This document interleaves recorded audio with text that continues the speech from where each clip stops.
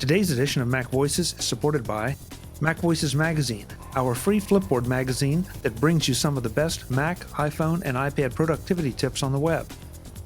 High in signal, low in noise, just like Mac Voices, MacVoices Magazine includes information on how you can get more out of your Apple technology.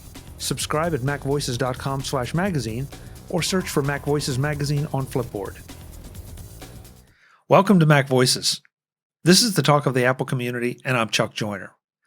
Folks, this is Mac Voices Holiday Gift Guide number 8, our final gift guide for 2020. Each year, we try to get as many people on and participate in the gift guide. The scheduling is always a challenge, and that's just the way it goes.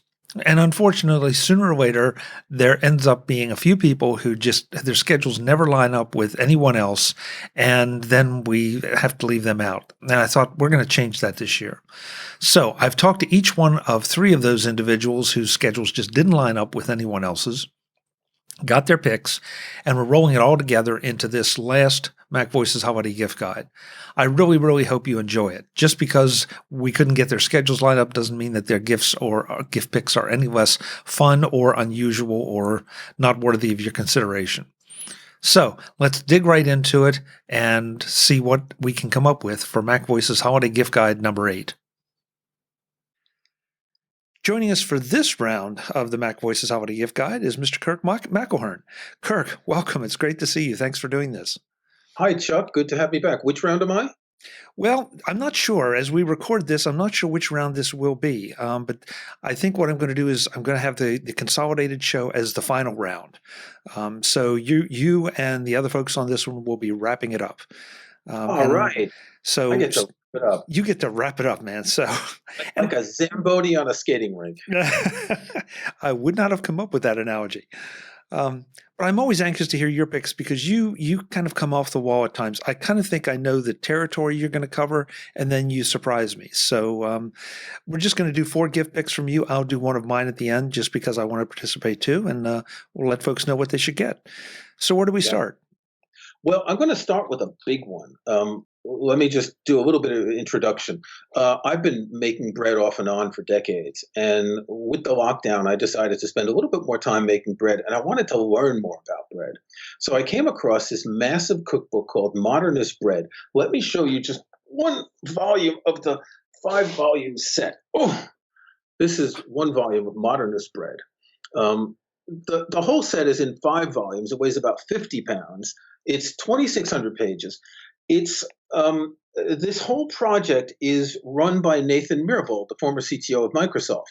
He's very much into cooking, and he created a cooking lab some years ago with a scientific approach to cooking. And they released the first set of mega books called Modernist Cuisine. And then they did a couple of other little things, and then they came out with this one about bread. So it's 5 volumes. It's history, its ingredients, its techniques, and its recipes. I've been making bread for decades, and you go in a cookbook, it's like, okay, you put this and you mix this, and then you let the dough double, and then you do this and that. But no, that's not how you make really good bread. There's all sorts of things that I'm learning, like auto-leasing the flour, which means you let it sit with the water before you start mixing it, and this sort of 4-edged fold instead of over-kneading it, and high hydration breads, and all sorts of stuff. It's like, it can be a little bit overwhelming, but I'm the guy who wants to know how it works. So I got this about a month ago, and I actually just got around to making my first loaf over the weekend yesterday. We're recording on Monday, and I made it on Sunday. And I followed all the steps, came out really good. It was a lot better than the breads that I've made before. This is like taking a master's degree course in bread baking. There's so much to learn and there's so much to understand, yet it's incredibly well presented. It's got this amazing photography because Myhrvold is a photographer, and they really went all out on the quality of photography. They even have a book called Photography of Modernist Cuisine, highlighting the photography. This is not for the faint of heart or the faint of wallet. I think the list price is about $560. I think I looked today, it was like $530 on Amazon US. Now, I ordered mine on Amazon US about a month ago. And when I went, you ever see those little things where you can check a box to benefit from a coupon? Well, there was a coupon for $178.32. Wow. So I said, I'm never going to get it at that price. This is from Amazon US, because in the UK it was a lot more expensive, and it cost $8.50 to ship it to the UK. This 50-pound box of books, but it's an amazing, just encyclopedia of bread. What's interesting is it comes with a sixth volume, which is printed on a kind of plastic paper. It's spiral bound, so you can use it in the kitchen. It's got all the recipes summed up, so you can check, what are your ingredients, your steps, etc. It comes in a quite wasteful stainless steel slipcase, which must weigh 5 pounds on its own. But it's a fascinating book. And just to go along with this is the Modernist Breadcrumbs podcast. Now, this is a podcast about bread and baking, but they did 2 series of 8 episodes. And if you want to know the kind of stuff they're talking about, this would be a really good way to discover it before you drop that money on the cookbook. So, Modernist Bread, 5 volumes, lots of money, but if you really like baking bread, it'll change your life. So the first thing, it probably had to have a 5-pound steel slipcase because of the weight of it. Yeah. But second, is there an ebook version that might not? No. No. So the first one they did, Modernist Cuisine, in 5 volumes. They later released one called Modernist Cuisine at Home in a single volume. And I think that would be really good for the bread book, that they can, compress a lot of it. There is a whole volume of ingredients and techniques, and there are a lot of techniques you need to know about certain ways to work with dough and the ways of cooking, etc. But they could compact it into a single volume book. But no, there's no ebook. It's a very expensive, very big, very heavy book. Fascinating. I did not see that one coming. So that's why you're here, because I know there's always something. You never do. You never do. Can I do another one? Sure, absolutely. Okay, so this is something I bought on, what were they calling it? They weren't calling it, it was post Black Friday, early Christmas deals on Amazon. And I bought this. This is a Lego Empire State Building model. I'm going to give you a close-up here so you can see it a little bit better. See the little taxi cabs on the bottom? Yeah, it is. Yeah. Okay. So I used to work around the corner from the Empire State Building. For a couple of years, I worked in the building just above Madison Square Garden, which was a really interesting place to work because on some nights you'd have sporting events and you'd get a certain crowd of people hanging out outside when you're leaving work. And on other nights, you'd have concerts and you'd get a very different crowd of people. And then you'd get the circus. They would used to, I don't know if they still do that. The circus would bring the animals down the street and you could watch them go into the back part of Madison Square Garden. So the Empire State Building was around the corner, and I went up there a number of times to the observation deck, and I was trying to think, I don't think I ever paid to go up there. I think back in the days, this is late 70s, early 80s, it was free. I've always loved this building. I think it's an iconic building. So this was a cheap thing on Amazon. I bought a couple of Lego sets since I grew up, and I've always enjoyed Lego. When my son was young, we used to do a lot of the Lego Techniques things, and he really liked that. And so I figured, why not? I'll do this. And I spent, 5 hours or so putting it together. It was relaxing and enjoyable. Now, this is like a 1,700-piece set, but if you look at these beige pieces, which are like the facade of the building, there's 686 of them. So it's actually quite boring as Lego sets go. But it's not that bad. I think it's very attractive. I'm either going to keep it and put it on a shelf someplace, or I'll take it apart and sell it on eBay. So now, related, which I'm not going to buy, they came out with a Lego Roman Coliseum set, which is $450. I think it's 9,000 pieces. It's the most pieces in a Lego set ever. As much as I would like to do that, I'm not spending that kind of money. It's been interesting. Lego keeps coming up this year for some reason. I don't know if it's because we're all stuck at home or not. But the number of people that are doing things like this, and I personally have always been kind of fascinated the way Lego has evolved their business and everything. Because when I was a kid, you know how that goes. But I didn't get sets or have a model or anything like that. You just got a bunch of blocks and you used your imagination and put together whatever. And I think there are advantages to both. because this way you have an objective, you have a goal, and you end up with a very nice, I mean, that thing's beautiful, a very nice finished product. But there's something to be said too for that free form. Okay, I get to just, pick up the piece of clay and mold it the way I want, figuratively, of course. Yeah. So, but the whole idea of just using your hands to put those things together, I think, is great for kids and for adults too. Yeah, I don't do a lot with my hands other than cooking. I'm terrible at what they say over here, DIY, fixing things. I'm just not good, so I don't even bother. So the fact that it's kind of like paint by numbers when you do Lego, right? You've got the instructions are really clear. You just got to find the pieces and put them together. It's not that hard. But I do find it's one of those flow things, the flow condition you get into when the world around kind of disappears because you're so focused. It's enjoyable. I like it. Yeah. Yeah. Great picks. Couple great picks. So we usually do 4 rounds. That means 4 gifts. So do you have another for a third round? Yeah, I've got a big one. I don't need to pick it up and show it to you. I bought a MacBook Air. I bought a new MacBook Air with the new M1 processor, and I took a risk. I bought the MacBook Air with 8 gigs of RAM, the absolute cheapest Mac you can get today. Well, no, the Mac Mini is cheaper, but it doesn't have a display. I figured if these things are as good as they're saying, I won't need more than 8 gigs of RAM. £999 or $999. And this MacBook Air blows away any Mac I've ever had. Now, obviously, there are limitations because it's a smaller display, so I can't really compare it to my iMac.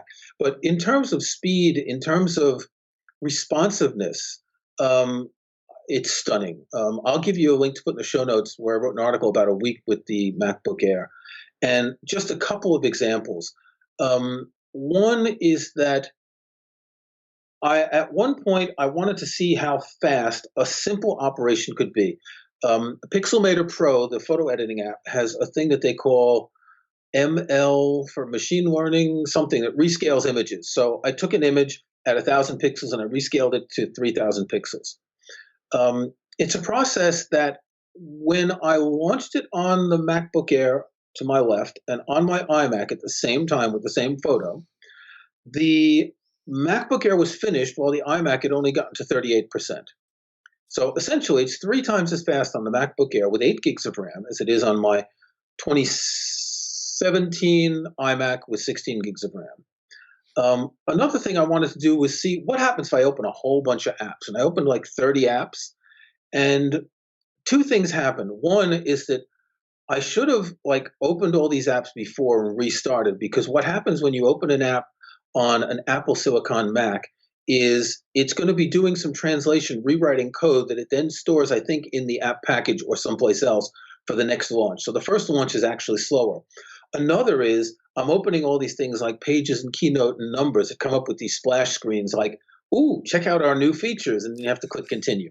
But nevertheless, when they were all open, I had like 30 apps open, and I was able to switch from one to another with no slowness at all, and with free RAM, with like 2 gigs of RAM free. So the way the RAM is managed, it never fully saturates the RAM. It always leaves extra RAM free. So it's not just the processor that's really fast, but it's the way the operating system is working with that processor. And the third task I tried was I took a big zip archive to see how quick it was. And it was like on the iMac, it was like this, and on the MacBook Air, it was like this. So these are real world tasks, not like benchmark tasks, because we don't do things that the benchmark apps check for, right? We do things like copying files, like opening apps, etc. I'm stunned that I could buy the cheapest Mac laptop and get the kind of performance that you couldn't get last year without paying $5,000 for in an iMac Pro. And I love your approach, because that's the approach I use too, to evaluate things. The benchmarks are fine, and they've got to do that for obvious reasons, but I want to know how it feels. I want to see how it really works for me. And I haven't done nearly as much extensive work as you have with mine yet. But I did the same thing. I bought the MacBook Air 8 gig. to be able to try it out, talk about it, and use it. And everything I do with it now is staggering. The biggest problem I have is that I did not increase the storage, and so things like Final Cut, to load everything on the drive gets a little bit problematic. So I'm still working on downloading apps, getting everything the way it should be to make it a production machine. But the production parts that I've been able to do with it, it is staggering, and I can't decide, is it the OS? Is it the chip? Is it, again, an example of Apple creating the whole widget, so therefore they could do it much better? I think this is a system on a chip. So for me, the main difference is that when you're sending data from one element to another, it doesn't have to go through slow buses, but it just stays on the chip at the highest possible speed. It's also the way the memory is sort of shared among a whole lot of different things. There are cores that do heavy work and the cores that do light work, and it's really an extraordinary system. Now, I bought the base amount of storage because this is a second Mac for me. But I think if you were to take an external SSD and plug it in, you might find that it would be usable like that. With my 13-inch MacBook Pro, I was running the Big Sur betas off an external SSD, and that was fast enough. And I think this is going to be a lot faster. So if you need extra storage, that might be a solution. Yeah, it's honestly, it's on my list of things to do over the holiday when I get a little time, downtime, and can play with some of this stuff a little and really play with it. I think I'll try this, think I'll try that. The external SSD is on my list to try. So, and the battery life, battery life is amazing. Yeah. Yeah, I mean, I think there was a lot of trepidation when Apple decided to go down this road. And, we don't know what's lying ahead as we get whatever the next version, the M2, M3, M1X. But I'm so impressed by this. I can't wait to see what's going to happen on the next iMac. Yeah. But what I find really interesting is that I may not need to upgrade a Mac for a very long time now. Because back in the day, we had to upgrade our Macs because the software demanded more from processors, so we needed faster processors to keep up with the software. Now the processor is so far ahead of the software, I'm looking at Macs to keep 5 years maybe. Yeah. And this and the solution, the obvious solution is if you need a large monitor, you just plug in an external. So even the MacBook Air can handle, I think, up to a 6K display. Yeah. In some ways, I'm kind of sorry I didn't maybe go with the mini option, but I wanted that portability and all that. So, yeah. Good. I like it. Okay. So for my next idea, I want to send you a link here in Skype so you can see this while I describe it. Okay. So we're in the midst of a pandemic, if you haven't noticed. We all need masks, don't we? The National Portrait Gallery here in the UK has a set of 3 Tudor masks, one of Anne Boleyn, one of King Henry VIII, and one of Queen Elizabeth I. Who doesn't want to walk around looking like Henry VIII or Anne Boleyn? I'm not even sure what to say to that. I like it. I like that a lot. Oh, yeah. I think I could identify with Henry VIII. Why not? Yeah, why not? That's classy. Yeah, instead of just that plain old boring mask, why not look like I was going to say a dead monarch, but that's probably very disrespectful. So, a dead murderous monarch. Don't forget. Well, yeah, that's a detail. Wives. Yeah. Yep. That's great. But these are all from well-known paintings. The well-known paintings of these people that are in the National Portrait Gallery. So why not? Why not have a little fun with the pandemic? Although I don't go out much. I'm in a small village, so I don't see people with like designer masks or anything. But it must look really weird when you see people with weird masks like that. Yeah, I saw one the other day. Of course, we're recording this before Christmas, but I saw one that was a Santa Claus and mask, and it as well. Yeah, and it's borderline disturbing. I mean, when you look at it, you do a double take. It's like, what? And then you realize, no, it's this is where the face ends and the mask starts. But it was pretty well done. But yeah, I think it's been interesting to watch it. I mean, sports teams are getting into it. Wear your favorite sports team on your face. Rock bands are doing it. I've seen some with rhinestones in them. I mean, and it's great. You're right. You got to have a little fun in this crazy time. Yep. So I'm going to just throw in one pick since I've enjoyed participating too. Um, and I tend to be a little more practical and try to. I like to avoid pain if I can. And so I want to recommend the Eve WaterGuard Connected Water Leak Detector. This is a HomeKit water sensor for an area of your home that might have potential leaks, potential significant leaks, like maybe under a water heater or a dishwasher or a clothes washer. Because if one of those gaskets goes, there's a whole lot of water that escapes real quickly, and you need to know about it as quickly as possible to address it. So this one will not only send you alerts on your iPhone and iPad, it has a siren. It will let the neighbors know that there's something bad going on. It's about $76 on Amazon right now as we record this, but I tell you, it feels like cheap insurance. And since that's the industry I work in, I can tell you that more and more companies are looking at these things and either offering to help you buy them with a discount or give you a discount on your homeowner's policy if you have them installed. Check with your agent because there are a lot of different varying conditions and all that. But at the end of the day, that's not why I'm buying it. I'd be buying this to avoid the issues and hassles of having a water leak, because I have had a water heater go out on me and it is a royal mess to clean up. So if I could have avoided that for $75, that would have been money well spent. So, and Eve, of course, has put it under your water heater. You're not going to put them under all your radiators because that can quickly add up to a lot of money.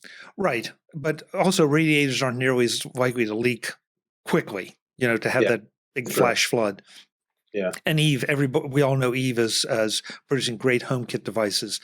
I know there's some of these out there for the other smart home devices, and you can check those out. But I would strongly recommend that you just go ahead and spend the money, go with Eve, and you will be protected. So, good idea. Try to be practical. Since you're in the insurance industry. Yeah, I've seen way too many of those, and then when one happened to me, it's like, yeah, this is And yet you can't put your water heater in a bathtub, in case it goes out. So this is the next best thing. Kirk, thank you so much for participating in this little different format gift guide. But it's always good to talk to you, and I definitely want to get you on. And yeah, you brought the off the wall picks for me. Thank you. Where can folks find you when we're not here talking about this or whatever else we talk about? My website is kirkville.com, and I put links to everything I write, all my podcasts, etc. Great. Thank you so much. Really appreciate it. Happy holidays. Thank you, Chuck. Merry Christmas.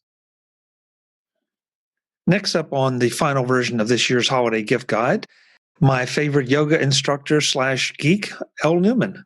Elle, welcome. It's great to have you. It's great to be back, Chuck. Thanks so much for having me. I wish I could say that I practice yoga. I'm afraid I don't, but I'm very interested in watching other people practice it. So, it's very calming to watch, right? It's very calming to watch and seems a lot less stressful too, physically stressful to watch other people twist themselves into pretzels. So, and maybe one of these days you'll be inspired to get up off of the chair and try something, but just wait for that day. You don't want to rush it. Well, you had me try a couple things at MacStock, and that gave me a good introduction. And one of these days I will follow up with it, but not today. Today we're here to talk about holiday gifts, right? All right, don't tempt me. I saw it coming. It's like, no, I better stop. She'll have me doing things on camera. No, we're not going to do that. Chuck's first yoga video. Yeah, no, not even close. Not even close, Elle. So I ask you to pick 4 gifts, just like we do with the regular shows, 4 rounds. So I'll let you decide what order you want to take what in. You said that I think we determined that there's nothing you've picked that would conflict with any previous guests. So I'll just turn it over to you. Okay, great. I am just going to admit right up front, you know what? I got all set and I realized that I don't have any of these things in front of me for visual representation, but they're all things you can easily use your imagination for. Okay, and of course, I'll put screenshots up of it so folks will know what you're talking about as you talk about it. Oh, yeah, you always just have our backs, Chuck. Way to go. In fact, I kind of want to shoot yoga videos with you now, if you could do that for me. All right, so the first pick is actually from some yoga videos I shot, which is a lavalier mic that we used. It's so generic, it doesn't really have a name, but we do have a link to it, or the name wasn't something it doesn't have a cool name, we'll say. This, I will say, was like beyond adequate. It's so if you have somebody in your life that could use, I mean, it's going to be a reasonably priced gift, but it also is going to be really good for them if they're doing videos or doing a lot of video cast. Not that you'd need it this time of year, but we use this outside. We shot a lot while I was moving in a dining room, and it held up to all of it. So that is my first pick. And when I saw this, I was honestly intrigued because I mean, I realize yoga is not like football where you're moving around a lot, but I also would not have thought that you would have made a choice of a lav for yoga. I would have thought you'd have gone with a shotgun or something like that. Was there a particular reason other than just the idea of getting the mic right up to your voice so it could be easily heard? Well, the idea was to cut down on the other noises, which I do move around enough that it's not like you could, if I'm just sitting here, it would be, hopefully you're not picking up from the Rode mic that I have like all of the noises of the household right now. If you are, let me know. But so indoors, it was maybe less important, but like I was often practicing with Brett, and so he didn't really want his breathing on the mic. So that was the main thing. I think it became most important outside just because with wind, and that was more of an issue. Okay, and that makes perfect sense. And that it's interesting that you thought that much about it, because most people just pick up a mic and say, okay, this will do it. And they forget little details like wind that can basically destroy the audio part of the production. So I applaud you for thinking ahead a little bit. Oh, well, thank you. And I also want to give credit where credit is due. I live with Brett Terpstra, who is also, while I was the one on camera, he helped a lot figuring this out behind the scenes. So the sound definitely, because at first we just used whatever mic was on our iPhone, honestly, as we shot video. And this improved it dramatically. Yeah, I think you missed the point. Now I was trying to give you credit, not Brett. But okay, if that's you can give me credit for the rest of these gifts. Okay, all right, sounds good. We love you, Brett. Okay, well that's an interesting first pick, and not something that I think we would have thought of coming from you. But that's all right. So what do we? Yeah, I'm trying to get out of I tried really hard to come up with some actual tech. So good. Not that that's what you expect from me, of course.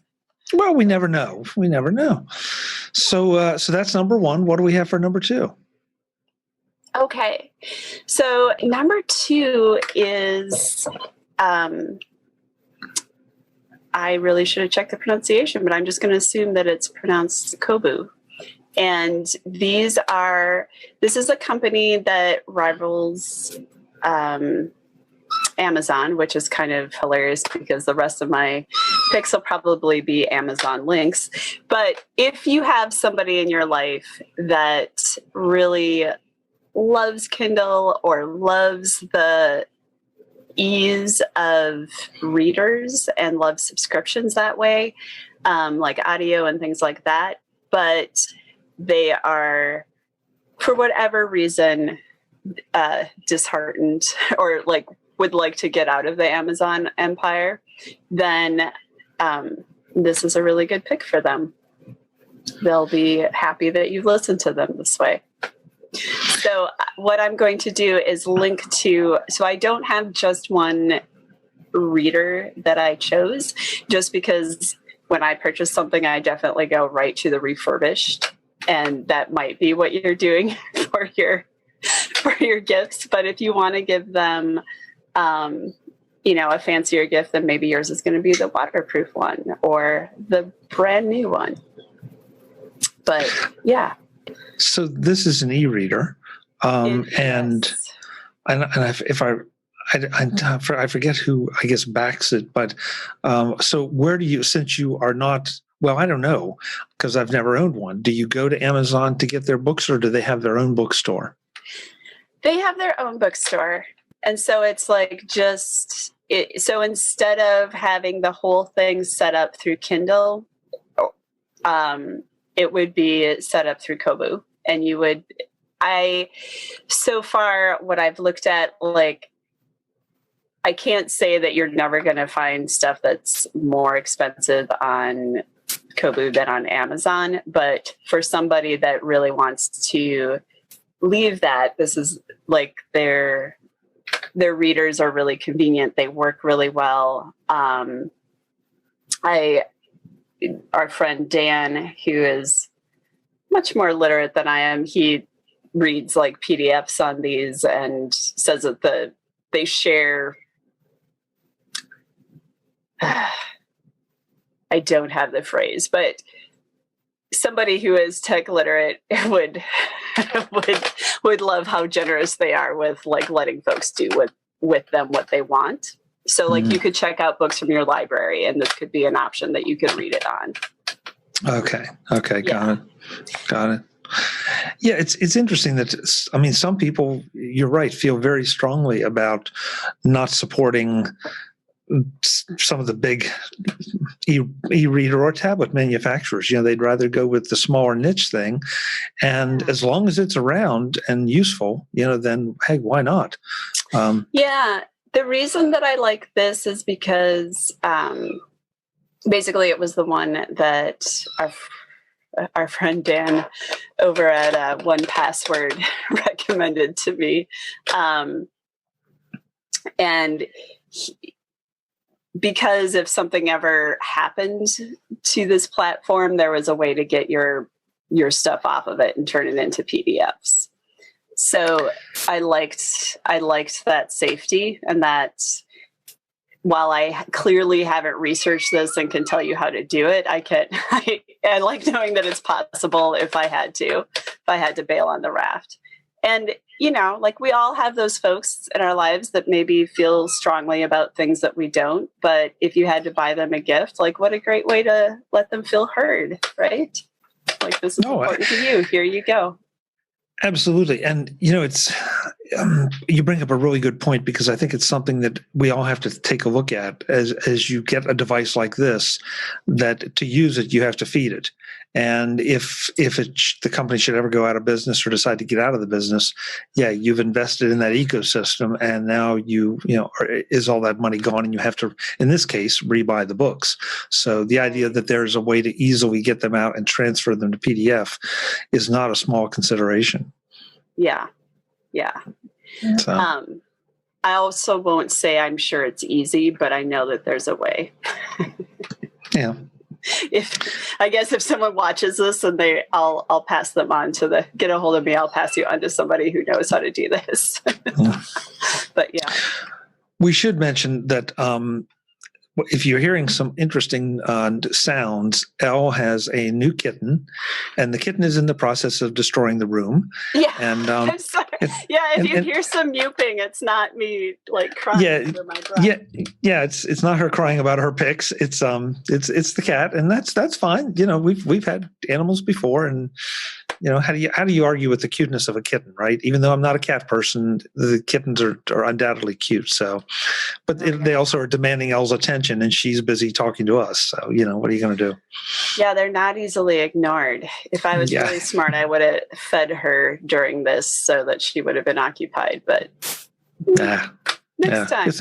It's more entertaining to watch her tear down the plants in the background as you try to remain calm, Elle. I know. Ignore what's happening in the background. Yeah. Yeah. Okay, so really, you've done 2 tech gifts here. I think you're doing really good. I'm proud of you. But I have an idea we may be heading into non-tech territory any second now. Yeah, we are. We're heading there now. Okay.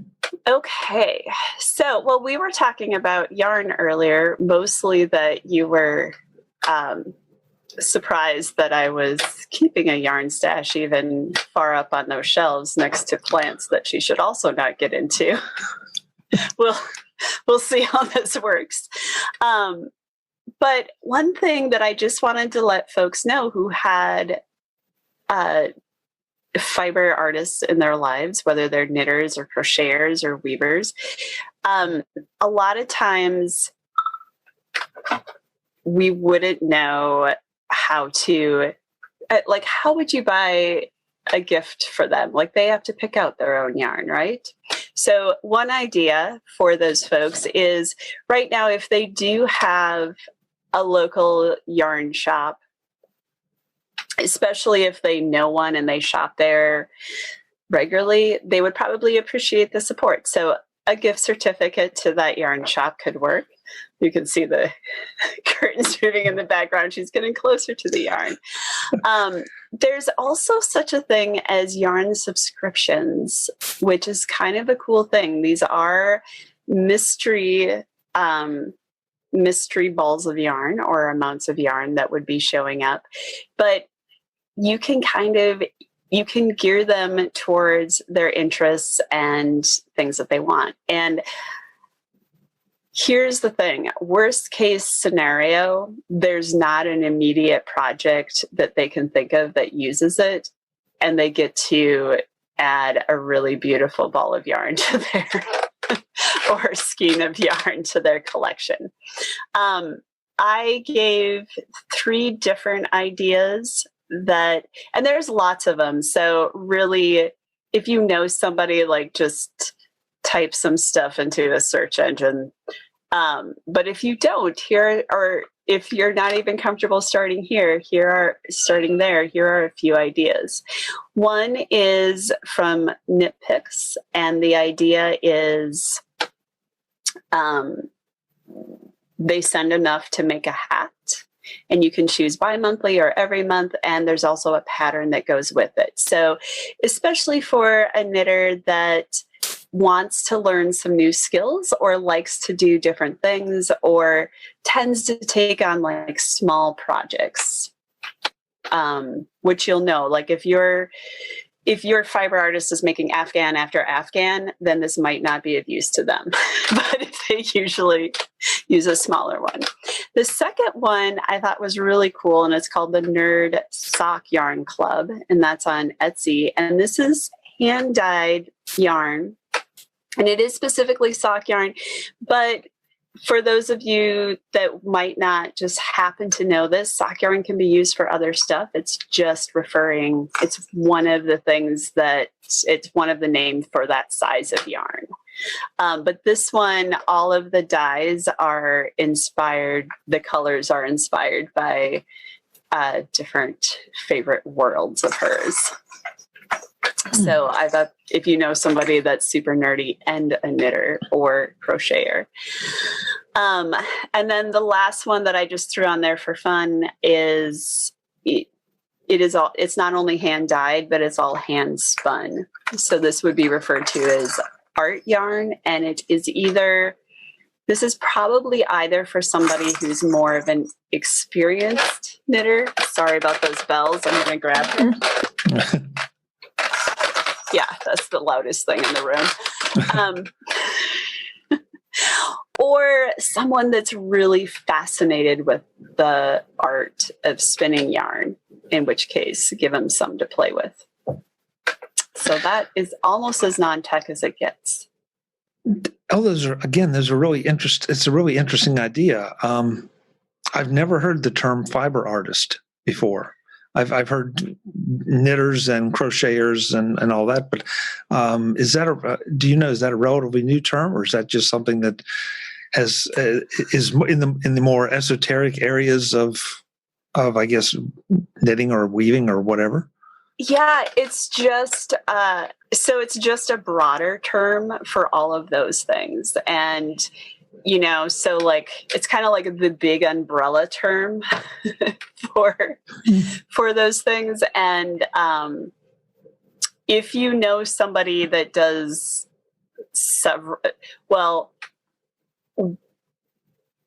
why we started using it in this house is because Brett would be like, "Oh, this is a great thing you knit." And without really meaning to be correcting, I would just habitually be like, "No, that's crochet," or "No, that's knit," or that's. But I also dabble in sewing and I do different things. So he's like, fiber artist. That's where we're going. It's safe. But yeah, I mean, I like it. I think it doesn't sound like a grandmother necessarily. It sounds like somebody that, it gives a little more credit to the creativity involved. Yeah. Well, and it is. It's also sort of do I want to say field of study? I mean, it could be, honestly. Yeah. I'm sure I know that there's degrees in it, but most of us don't have degrees in it. We just do it. But yeah, it's a real thing. You can start using that and you're going to sound very sophisticated.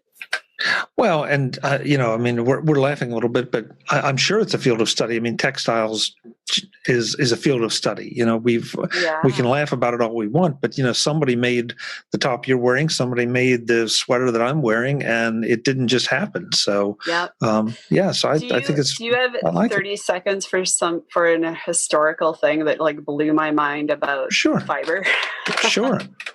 So this summer, I started learning how to spin, but not with a spinning wheel, with this very old tool called the spindle. But I mean, people still use it, so mine isn't very old. But it goes back in time, and this isn't even the most.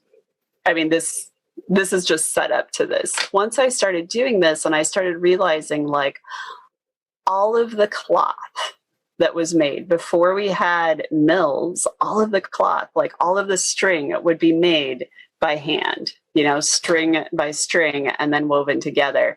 And what really gets me is like the sails on ships. When you think about ships that were sailing the world, like not only were the people making the sails, but like each of those threads was created by hand. That might not be as interesting to you as it is to me. I just now realized. No, but I mean, Elle, you're right. It of course it makes perfect sense. One follows the other, but you really don't think about that, both from a time and effort standpoint, but also from a cost standpoint. I'm not a boater of any kind, but I know that sails are not inexpensive now, and so the amount of effort that went into making them then is almost staggering. Yeah. Yeah. Okay, you just expanded my mind. Yeah, I'm not a boater either. It was just like the biggest piece of cloth I thought of, and also trying. I didn't grow up in a culture where I learned to do this really young, and like kids would have done this. People would have spinning would have been just part of the jobs of the household. So I'm very slow, and it is very chunky, not pretty yarn that gets produced at this point, though I'm very proud of it. But yeah, there you go. Well, hey, we all got to start somewhere, and you're in the process of learning. So in a year or two, I'm sure your yarn will turn out looking much better than it does now. But it's a natural first step. The good news is I never need to make enough for a sale. Like, yeah. Yeah. That probably is good news. Yeah. For that now. Yeah. No, that's a great perspective on it. And I would never have come up with it. But again, it's so obvious that you just, but now I'm not sure I'll ever look at a pirate movie again quite the same way. Just cannonballs cutting through those sails. It's like, man, that's a lot of effort that I know. Just got. I know. Gee. You really feel for those sails. Yeah, all of a sudden I have all the weavers. Yeah, lots of sympathy. Oh man. Yeah. Well, and they would have been done by hand with spindles, which is basically a weighted thing that just helps you spin it, because we've been creating thread for thousands of years, but spinning wheels even have only been around for hundreds. So yeah, it's Anyways, you'll have to label those pics and a brief history of spinning. Yeah, no, I think as tech people, there's been during the gift guides and even before the gift guides, I've noticed that a number of my tech friends are into like paper making and candle making. And I think, and it's like, you really? I mean, but there's something about getting back to those basics and finding out just how things work, how they were put together and how it all sort of started that seems to intrigue a lot of us. Some more than others, but that's great. I think it's the other thing that keeps coming up in these shows and even in the regular Mac Voices is cooking. That so many geeks are definitely into cooking. And, so there's something about some of those primal things that, strikes your interest. So, Yeah. Well, it's such I've been thinking about this actually a lot lately, just that it's so interesting to me that the further into just using our brains we become in terms of, in terms of a lot of our work, in terms of a lot of our recreation, that it's interesting that there's such a resurgence of those things interest in those things that humans have just been doing forever, and we may take a very new, nerdy, head-based take on it because most of us aren't cooking and spinning and knitting and producing, out of extreme necessity. It's out of choice, So, but I think it's really, not to be all yoga teacher on you, but I think it's a really balancing thing. It helps us deal with stress. Yeah, no, I agree. There's, whatever it is. I mean, so many people like to do something with their hands in a world that, is going more and more automated or more and more screens and keyboards. There's something deeply satisfying about things like gardening or weaving or cooking or whatever that, it satisfies a need that's somewhere down inside a lot of us. Yeah. So, this discussion got very deep all of a sudden. I don't know how that happened. I know. Yeah. How terrible. Just kidding. So this is the way it's picked. So you had to come up with 4. And so what is number 4? Number 4. Okay. So before I gave you a pick for folks that like e-readers, and this is a pick for folks that just like physical books. So again, also with this, I hope I've picked sort of one bookstore that is actually my sister's very favorite bookstore in Ann Arbor, Michigan, and she's taken me to it. And they are doing like a literary book club where you can get a book every month. Now, part of this with the subscription kinds of things is I don't know what's going to go on. Like I've heard that some folks are having trouble getting gifts places on time. And so we are pretty close to Christmas. So I was thinking of gifts that you could give something and then they could look forward to it arriving later on purpose instead of like this was just a mistake. And so the literati bookstores put together these book clubs and they're themed. So I don't have them all memorized, But for instance, there's several for adults and one for kids. I know one of them was Joseph Campbell, and they kind of like the Joseph Campbell Foundation picked new authors that were books in that vein that they, I guess, deemed Joseph Campbell would be interested in.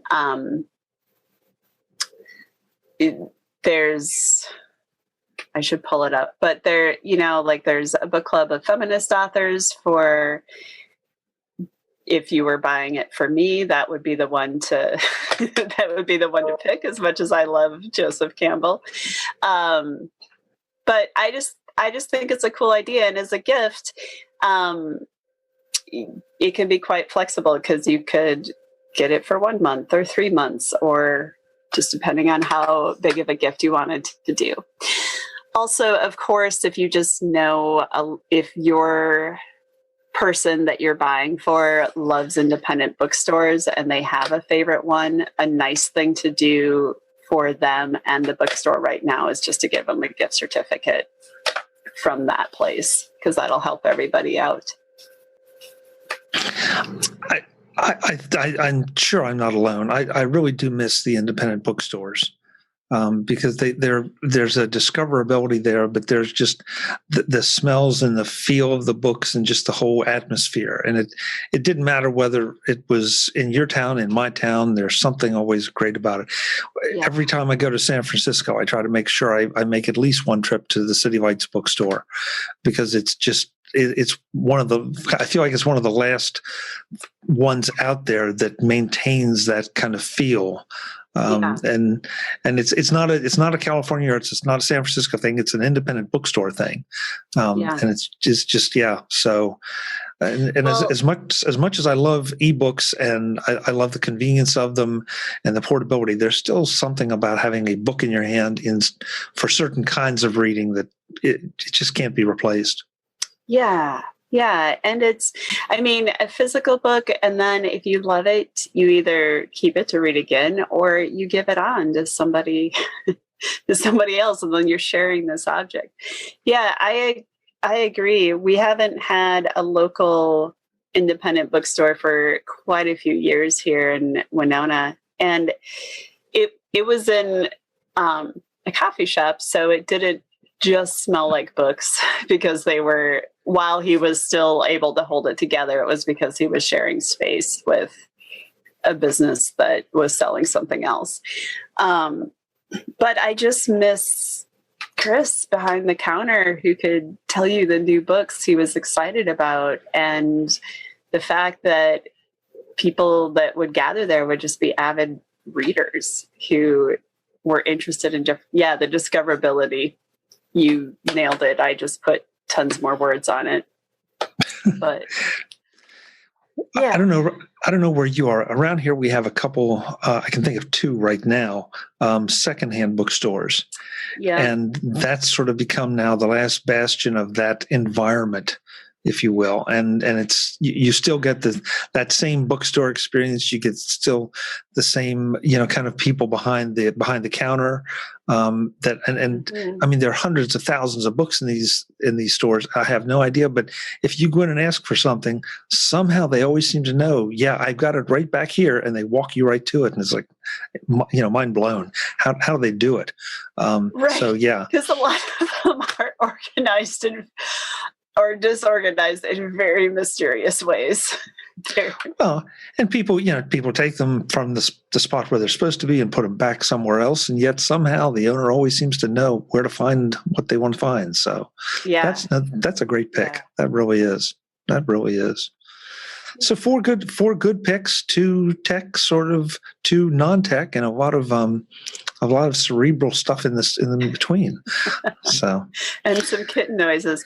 You can tell it's time to end because now she's super settled down and quiet. Yeah, of course. That's always the way it is. Well, I never want give everybody a good look at her though. Oh yeah. Oh gee. Oh. Yeah. Yep. Yeah. It's just waiting to be fed. Well, I didn't ask. Really funny look. I didn't ask Elle to do all the work. I'm doing a pick around here, just like I normally would. So this time around, I want to recommend a a set of tools. It's a subscription. It's $20 a year, and it's over 30 tools that you get in this package. It's called Parallels Toolbox, and it's available from a Mac and Windows, but we won't talk about the Windows part. But this is, I mean, that may sound like, it's like, oh my God, one more subscription. But this is an incredibly diverse set of tools that lives up in your menu bar, and you can pull down at any moment. It's got everything from screen capture tools that are go well beyond what the Mac OS gives you. It's got video and audio downloaders, so that if you want to download a program or a video from YouTube, or if you just want the audio of the program, you can download those. And I've done that a couple times, and then load it into my podcast player so I can listen to a lecture or a talk by someone that is longer than really I want to sit in front of my computer and just watch or listen to. But I don't mind doing it when I'm driving somewhere or cleaning the garage or doing the laundry or something. Yeah. And I'd love to tell you all 30, but there's so many. It's their battery utilities, their sleeping utilities, their presentation utilities, all built into this. And any one of these apps, I mean, there a lot of them deliver functions that other apps might do that you might purchase individually, but any one of them could cost at least as much as a subscription to this. And even better, they keep adding new tools all the time. I think when I first subscribed, it was like 20, and now it's up to over 30. So it is something that increases in value, even though you're paying the same thing. So yeah, Parallels Toolbox. Go check it out. I think you'll like it. Yeah, I will. I'm really intrigued by this. Yeah, it is. It's just a really nice package, and at first it's like, that's a little bit much, and I really don't need some of these tools. But on the other hand, I've discovered that as long as I remember they're there, sometimes they become handy at the darndest times. I need to do this quick little thing. Oh yeah, I've got a tool for that right in my toolbar. So. Oh, I love things that make life that much easier. That's cool. I'm going to totally check that out. Good. And also I have someone to buy for that I have not heard talking about this yet. So maybe. Good. He maybe doesn't know about it. Yeah. Yeah, we'll see. I haven't, because usually those things, something like that, I feel like he would have clued me in on, but my mind might have been elsewhere. I'm also just going to admit to you that because of our conversation, when you first said a tool subscription, I was thinking like a physical toolbox. No. Wow. That's such a yeah. I mean, it would be very heavy shipping, but like just the hammer you need shows up next month. Yeah.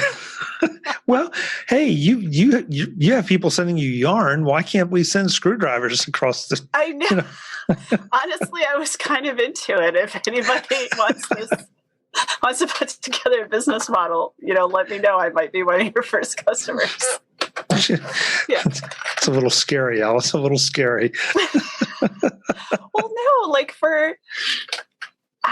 it would be great for like those first homeowners that were not raised by handy parents, but suddenly, you need to hang pictures at the very least. Yeah, no, that's a good point. That's a good point.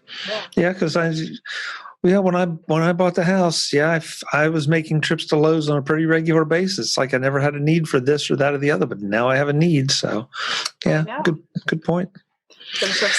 Yeah. Well, thank you so much. This has been great. It's been a lot of fun, and as always, we have a lot of laughs, which is just goes with the territory. Where can folks find you when you are not here doing the gift guide or whatever else we do here? Oh, actually, I have two websites, but we're just gonna send you to the yoga website because that's the one that's more current. And let's face it, it's way more fun. So it's just yogaelle.com. I'll make sure you have that link. Chuck, I know your name is getting late for me. But yeah, there's actually what I created for most of my stuff is on Zoom. But especially at the beginning of the pandemic where that wasn't figured out and people's schedules had changed so much that they couldn't show up at those times anyways, there's a whole bunch of videos on there. So Chuck, when you do start doing your yoga, you can go right there and do your yoga for back care. Thank you. Yeah. Thank you. This is just for you. I appreciate that. And folks, if you're expecting a video, don't hold your breath. Don't hold your breath. Next time. Don't hold your breath, but it's going to happen. Yeah. Elle, thanks so much. I hope you have a great holiday, you and Brett and the kitten. Yes. I hope you have a great holiday too. Thank you so much for having me on. We're continuing on with the final edition of the MacVoices Holiday Gift Guide, this time with Mr. Mike Schmitz. Mike, great to have you. Thanks so much for making the time. Absolutely. Thrilled to be here. Glad we can make it work. I am too, and I'm just sorry that apparently you had a little trouble with the scheduling software that we won't bore folks with, but I apologize that I was not responding to you at all. So that's just the way it goes. No worries. We made it work. I think it's just that everybody's busy this holiday season, even though we have no right to be. I don't quite understand it. That's true. It's true. So this is a little bit different format. This time you get 4 gift picks. I add one at the end, and then it gets folded in with all the other folks that we couldn't pair up with other people. So let's do it. What do you got for us this time, Mike? All right. Well, the number one on my list for any musicians / guitar players in your life would be the Spark guitar amp by Positive Grid. It's this tiny little 40-watt solid-state amp, which guitar snobs right now are rolling their eyes because they're saying there's no way a little 40-watt solid-state amp with a gimmicky Bluetooth connection is going to sound anything close to my tube amp that I've got, and I would be in that group. I approached it skeptically. I supported it during the pre-sale, so I got a really great deal on it, with the intention that this was going to be something that would help me to create a more consistent practice habit. It's sitting over there in the corner in my office, and so I just pick up my guitar whenever I've got a little bit of a break, and there's a bunch of different tones and things on it. The thing that makes this really great, though, is number one, the tones and the effects, the amp simulations that are included in there, you can adjust them through an accompanying app, and Positive Grid is kind of the king when it comes to decent guitar effect emulation, especially on iOS. I'd written a while ago for the Sweet Setup this article about how I used a Positive Grid app called Bias FX to play guitar live through the system at our church. And same company, same style of effects, but this app actually adds a bunch of stuff. So you can, like Logic style, where you can pull in a drummer and add it to your tracks. Like you can actually play a little bit of a recording, and then it'll pick a style, and it'll assign a person. Basically, they have a couple different personas in the app, and they'll play an accompanying backing track based off of your chord progression. So it's a really cool practice tool. You can also take like YouTube videos of songs that you want to learn, and it will analyze them, and it will break them down and give you the chords that the people are playing in the videos, so you can kind of learn to play along with the band if you're trying to learn a specific song. So overall, it's a really decent sounding amplifier on its own right, but the integration with all the mobile stuff and the additional tools that it gives you just makes it a lot of fun, and it's been a big help for me in creating a consistent practice routine. That's really interesting. And you know what? I've often wanted to ask guitarists this, and I never have because the situations just never come up. But if you said it's a Bluetooth, so I assume that means it's a wireless connectivity to your guitar. How about the delay? Is there any significant delay, or how is that addressed? It's a cable to the guitar. I mean, I've used wireless systems. I've got a Line 6 G30 that I use when I play at church. So it doesn't have any delay there. It's the Bluetooth connection is in the actual app that's running on your iOS device, so your iPhone or your iPad in my case. And then you turn on the amp, you turn on the app. It needs to pair. You kind of hold it near the amp for a couple of seconds. It says it's connected, and then you've got like 10,000 different effects and amps that you can choose from to make your own own tones. Okay. Just curious. And I assume, as you just referenced, that this is one of those that you can mimic or copy, just any amp, any style, any of that. It's all built into the software, which makes you wonder what the future of analog amps is going to be. Yeah, well, analog's always going to have a place. I am a analog purist, which is why I said I kind of came into this thing not expecting a whole lot, but it sounds really, really good.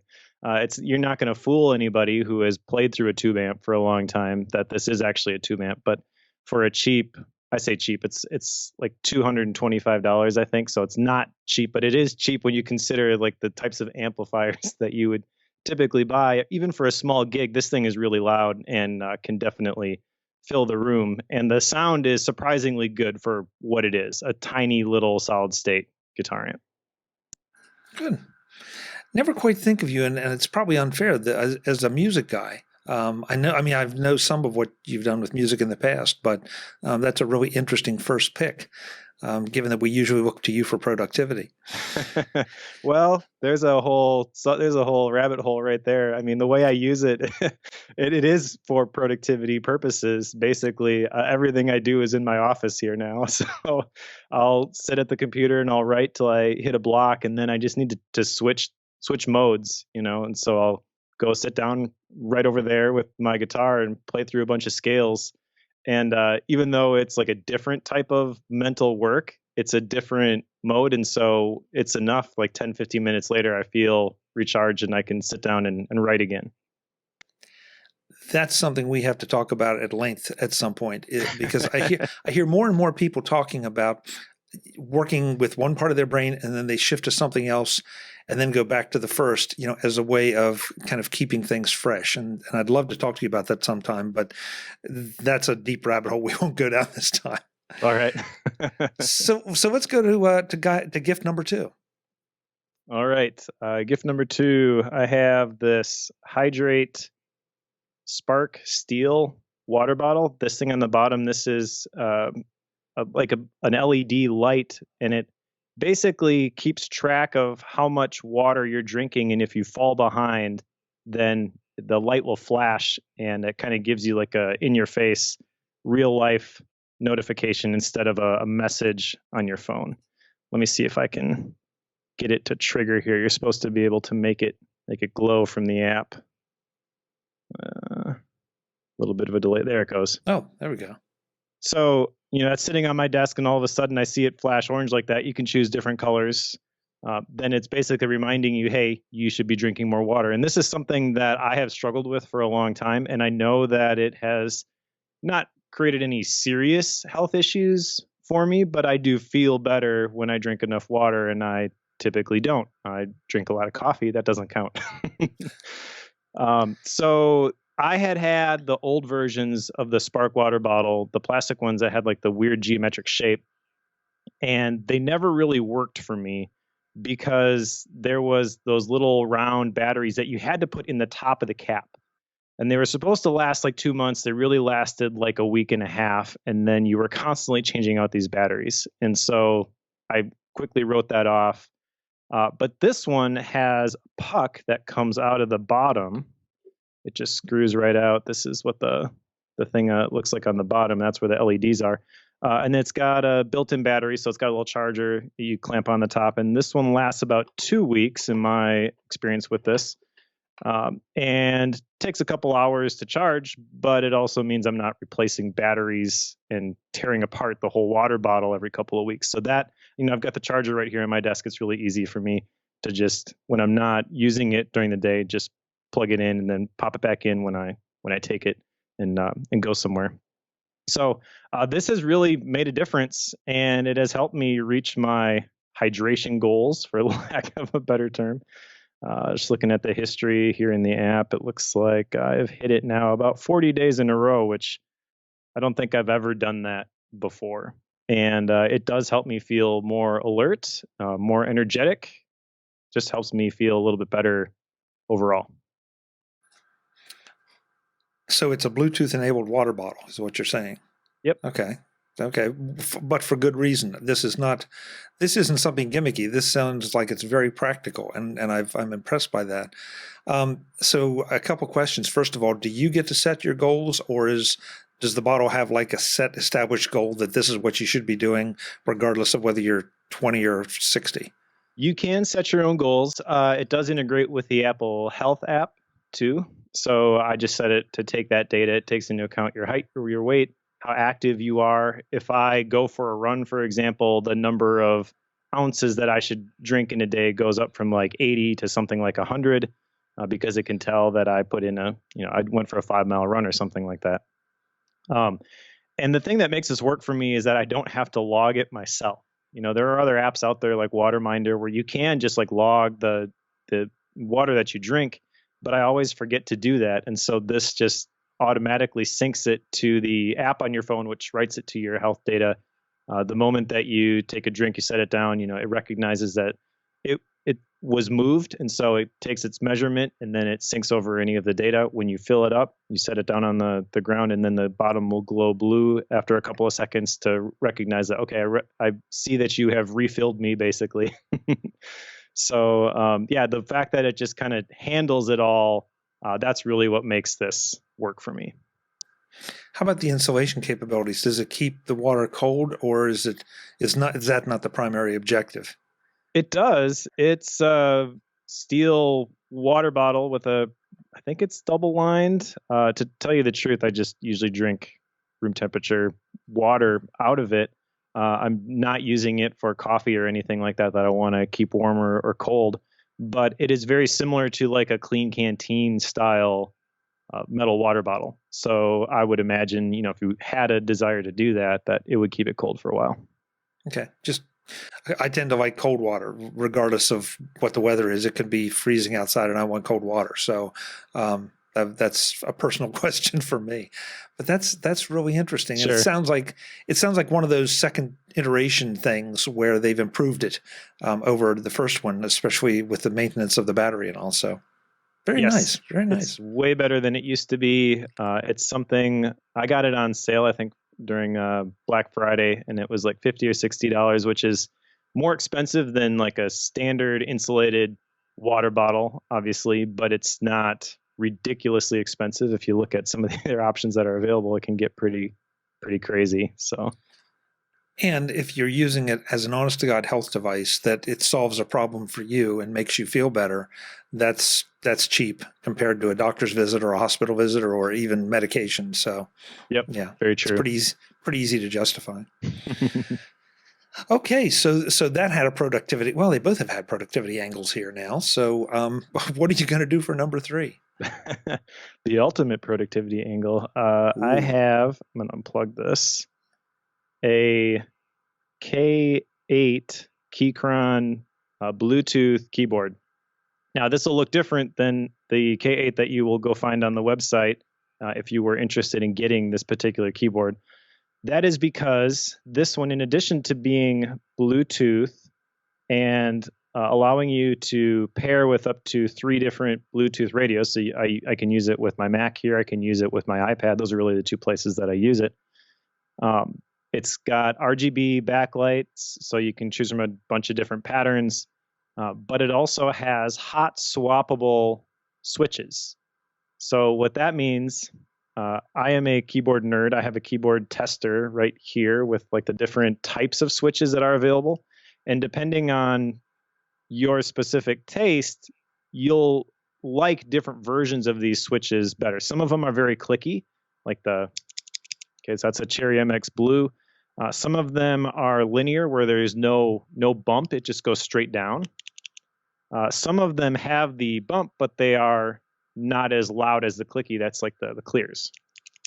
All right. So Browns actually also are what are called tactile switches. So they're not super loud, but they do have that little click, the little bump that as you push it down, you can tell like, okay, this is the bottom of the key. Okay. So mechanical keyboards are definitely a rabbit hole. When you order a keyboard from Keychron, you can choose between different types of switches. You can choose between the linear, the clicky, or the tactile. So I ordered the tactile Browns, and it comes with pretty decent keycaps on top of it. but because I am such a nerd, what it came with was not good enough for me. I ordered a custom set of keycaps, which shipped from China. And keycaps alone are like a whole different thing with different profiles and things. So these are sculpted a little bit different than the other ones. They've got a little bit more curve to them, and they have larger like pads for my fingers to hit, larger targets basically.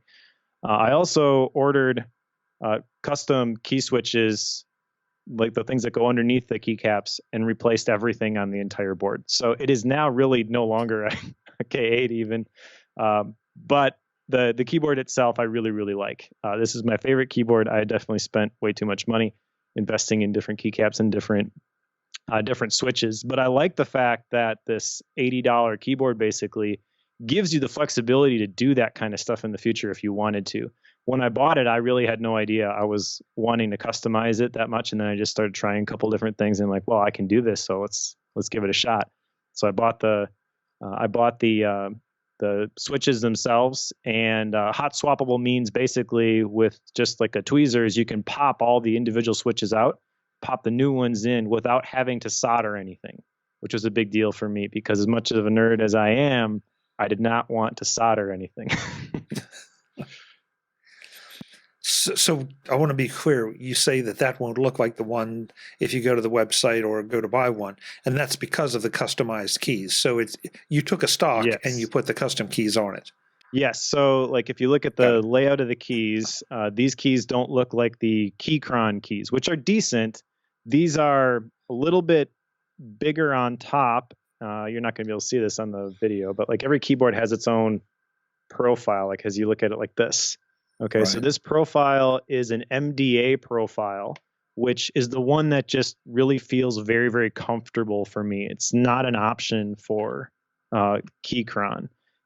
But that's the beauty of something like a mechanical keyboard like this, is that you can customize it to fit the exact way that you want it to work. And taking the time to do that has been phenomenal. I absolutely love this keyboard. I can't imagine not using it now. There's just something when I put my fingers on the keys, it feels like home. It's like it makes me happy, which when you're thinking about doing creative work, you can't overstate the importance of that. Because if you're going into a writing session thinking, well, I got to crank out 1,000 words, but I'm really not feeling it, the minute you put your hands on your keys, you start to feel it. Like that's a big productivity boost.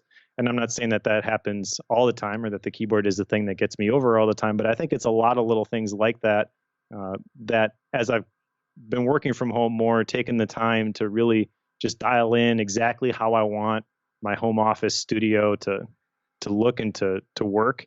It makes it a lot easier when it's time to sit down and do the actual work.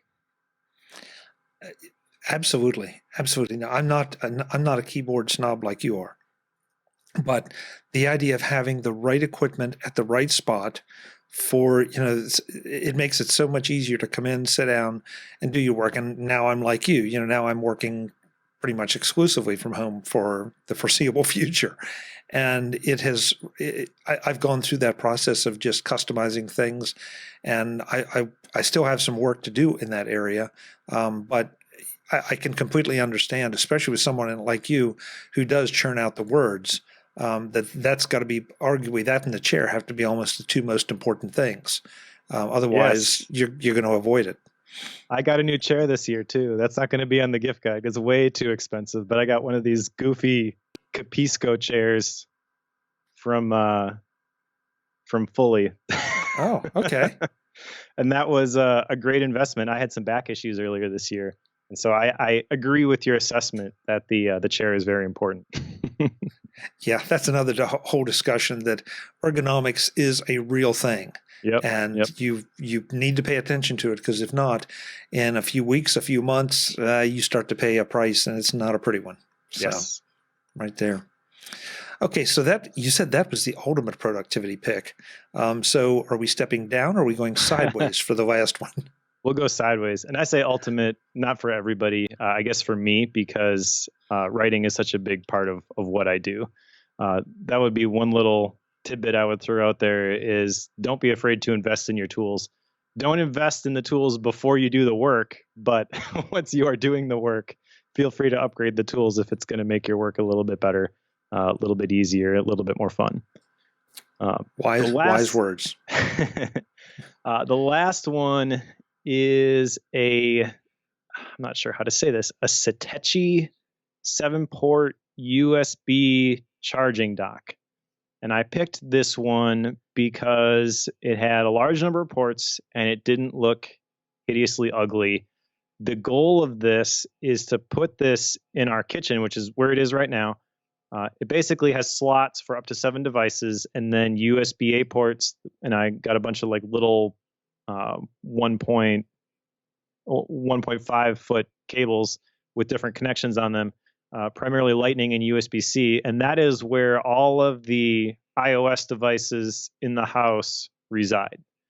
So that means that my wife and I do not bring our phones into the bedroom anymore, which is something that we had always kind of wanted to do.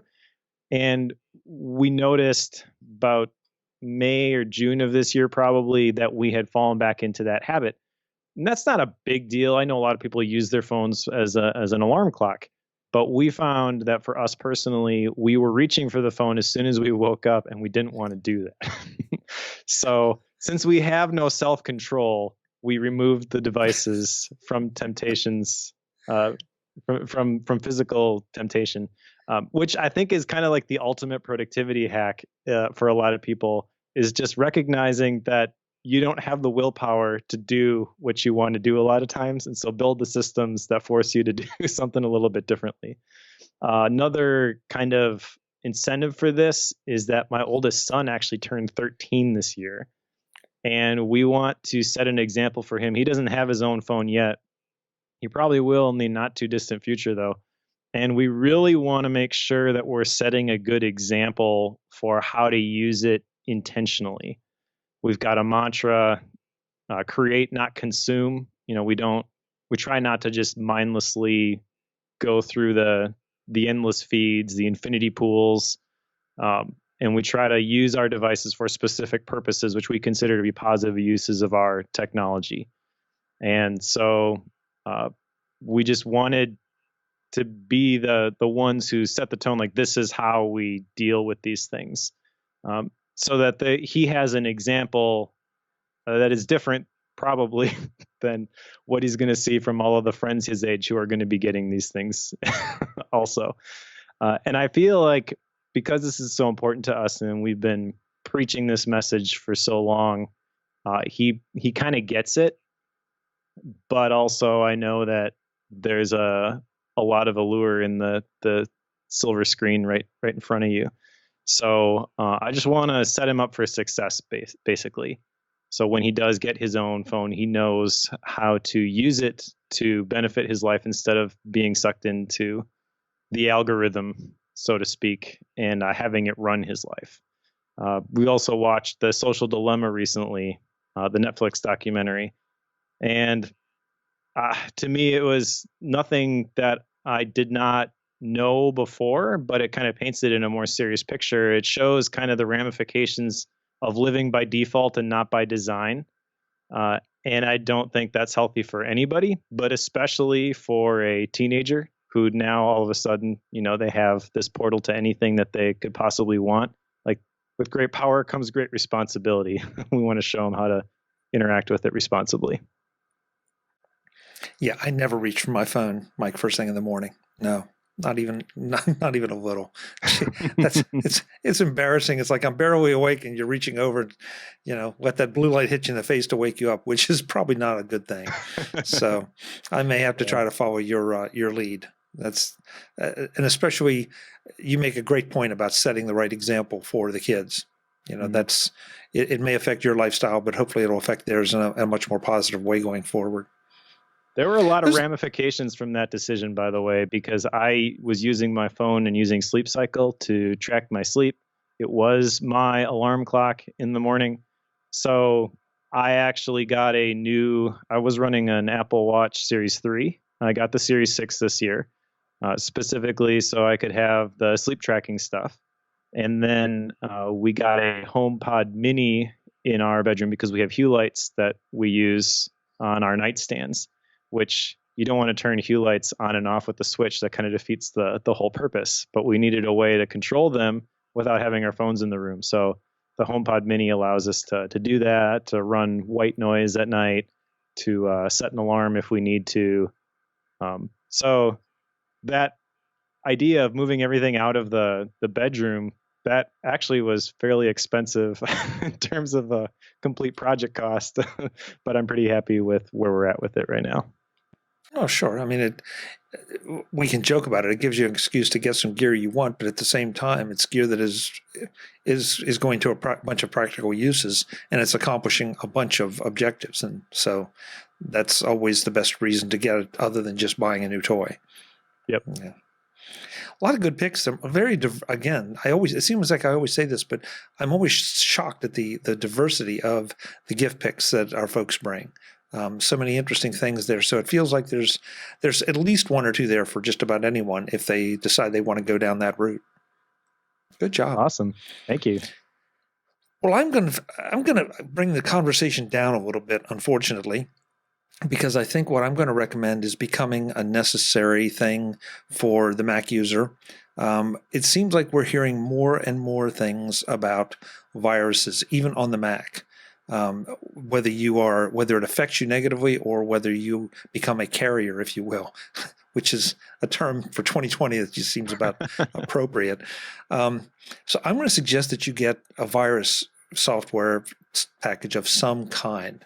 I will recommend two that I've had very positive experience with, and that is MacScan and Malwarebytes. They don't seem to be mutually exclusive. It seems like they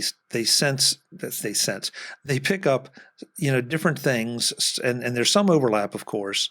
But it's one of those things that, if you just get it, let it run automatically, or set yourself a diary and run it occasionally on a manual mode. It may keep you out of trouble.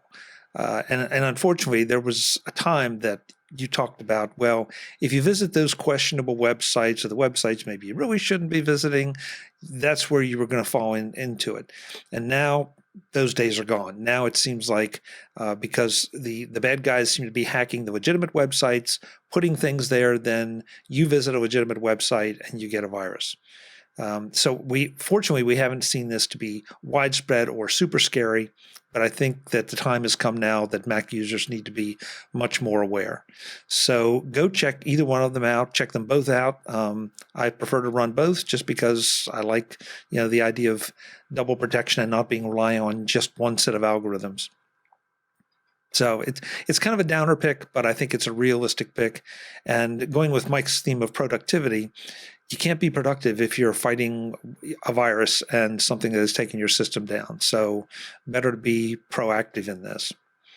Yes, tech issues are definitely not productive. Yes, exactly. Well, Mike, thank you so much for this. I really appreciate it. I appreciate the extra effort getting in touch with me and making sure we got you in the gift guides. I hope you and your family have a terrific holiday. Thank you. You too. All right, be safe, please. Will do. That wraps up the final holiday gift guide of 2020. I hope you enjoyed it. I hope you enjoyed all of them. If you want to see all of the gift guide picks consolidated, there is a page on the MacVoices website, and I'll have the URL right here so that you can go to it and link to any and all of the gift picks by any and all of our guests on one page. And if you prefer something a little more graphical and a little more browse-worthy, if you will, I have put the Holiday Gift Guide 2020 on Flipboard as well. So there, if you launch it in the Flipboard app and find it, you can just flip through it and see images of everything that was picked, along with links so that you can go right there if it's something that really interests you. So with that, I want to wish you and your family the very best of holidays, whatever you celebrate, wherever you are. I hope you're staying safe because I want to see you right back here as we wrap up MacVoices for 2020 and head into 2021. As always, I'm Chuck Joyner. Thanks for watching. Visit MacVoices.com for show notes and to connect with Chuck on social media. Get involved in our Facebook group or like our Facebook page, and get more out of your Apple tech with MacVoices Magazine, free on Flipboard and on the web. And if you find value in it all, consider supporting us through either our Patreon campaign at patreon.com/MacVoices or by making a one-time donation via the PayPal link on our front page and in the show notes of each episode. You will join these fine people who help bring you Mac Voices.